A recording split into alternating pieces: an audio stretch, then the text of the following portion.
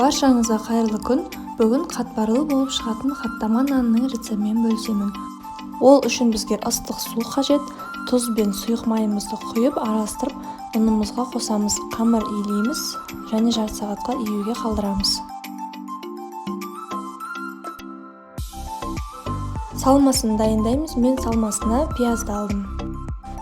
Дайын болған қамырымызды 5 бөлікке бөлеміз. Оларды жаямыз. Олардың үстінен сары май жағамыз серпілген, және де пияз начинкамызды саламыз. Салмасын рулет сияқты орап, тағы да оқтаймен домалақ формаға келтіріп жайып аламыз. Қызып тұрған табада екі бетінен қуырып аламыз.